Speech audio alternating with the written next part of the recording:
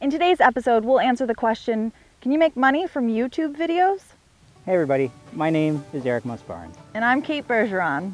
And welcome to the latest episode of Luthorville. Well, it's not easy, but some people do make a really good living off of YouTube videos. You got your Jenna Marbles, you got your PewDiePie. But what was your experience, Eric? Well, I've had good and bad experiences with earning money with YouTube videos. Now, anybody that's seen my other channels knows that I have over 4 million views on some of my various projects, and a lot of people who don't earn money off YouTube videos automatically think that you're making all kinds of cash hand over fist when they see that. Right. That's really not true. If you have millions of subscribers, then you could probably make a lot of money. If you have millions of views, not necessarily. If I'm looking for a job, why not make money off my YouTube videos? I mean, we've all heard stories of people on YouTube who make six-figure incomes when they have millions of views on their videos. However, in all my history on YouTube, I've made less than $1,000. Now, let us explain why. So, I started on YouTube with 3 main channels that all revolved around skateboarding. There's California Girl Skateboards, promoting a line of skateboards with images of bikini models as the graphics, featuring Playboy Miss April, Katie Lohman, and a dozen other girls. Learn to Ride a Skateboard, which features educational videos that promote DVDs that Eric created with professional skateboarder Holly Lyons and the kids from the TV show Everybody Loves Raymond.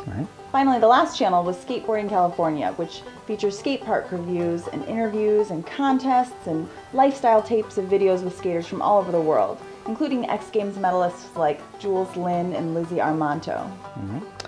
Now, when each of these channels began, I was just like everyone else. I was making no money off these videos. I had no subscribers, but slowly an audience started to build. And once I started to have a significant amount of people watching, YouTube contacted me and offered to let me join their partners program. That's cool. That feels good, huh? Yeah, I mean, it is pretty awesome when they finally take notice of you like that. You know, so I followed the instructions from YouTube and I set up an account and I started to make a little money. Maybe, you know, $10 a month or something like that. I mean, not a lot, but it was a little something. So as a result of starting to get some traction, I was approached by one of the YouTube networks. YouTube networks are companies that consolidate a bunch of different channels under their brand. They share in your profits in exchange for doing all of your promotional work. Sounds like a great deal. You produce content, they do the marketing, you share in profits. Right. But in truth, most of them just attach themselves to your account and take 50% of your money, and they don't do any marketing at all.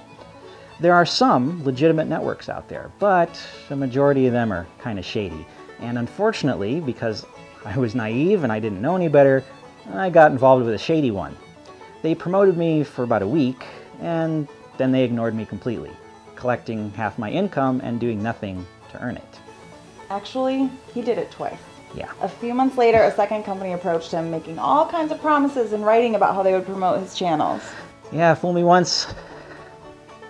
Shame on you. I got fooled twice, so shame on me. As a result of all these times of signing up and canceling and transferring my monetization accounts, my access to the accounts got all screwed up. I could no longer get any of the channels to link to the advertising account. Then I figured, well, I'd start over, right? I'll just shut down my account and open a new one. Well, after the merger between Google accounts and YouTube accounts, and then discovering for security reasons you can't just shut down and reassign accounts, I just broke everything. Unfortunately, Eric was unable to contact anyone to resolve the problems. YouTube help pages contain no email addresses, no telephone numbers, no physical addresses. All you can do is post messages in their support forum. So I posted multiple times asking for help on my accounts, and I was always ignored. As a result of that whole fiasco, only one of my 5 YouTube channels is making any money, and 50% of that money is shared with a rather deceptive networking company. And since the accounts are all messed up, and YouTube ignored my requests for help, if I decide to break my contract, I'd get nothing. So my choice is share 50% of my income with a bunch of crooks or have 0 income. And look, that's not to say all YouTube partnerships are negative. No. In fact, I have a partnership with YouTube that's doing quite well, and I have no complaints whatsoever. Yeah, I mean, some of them, like I said earlier, are definitely legitimate. And if I had remained partnered directly through YouTube, I'm sure I would have had a great experience. YouTube does a fantastic job of integrating things and making it all work seamlessly. I'm the one who messed everything up. But now you understand why I only make about $200 a year off my YouTube videos, even though I have millions of viewers. It's a classic story of being greedy and paying the price. Aww. Well, I'm not playing the victim or blaming anyone but myself. This is all my fault. If I had just stuck to the standard YouTube partnerships, my accounts would have been fine, and I would have gotten paid properly, and I might be making a decent supplemental income of $200 a month. Instead, I got greedy, unscrupulous people ripped me off, and now most of my channels earn me nothing.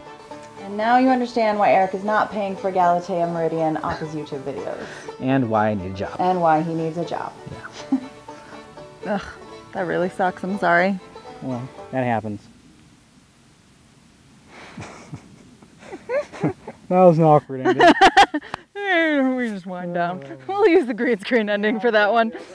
Luthorville is an educational series inspiring kids and adults to become excited about innovations in science and technology by documenting the design and construction of a Mojave Desert homestead called Galatea Meridian. Witness the crazy story of how Eric Muss-Barnes, an unemployed computer geek and struggling novelist, risks homelessness by spending most of his life savings to build an off-grid dream house in the middle of nowhere. Having purchased vast acres of the Old West, can Eric find a stable job and create his home before his money runs out? Take a journey where fortitude and a pioneering spirit continue to forge the American dream on the romantic landscape of the American frontier. Thanks so much for watching this episode of Luthorville. Be sure to share with your friends and family. And remember, if your ambitions don't scare you, They aren't big enough.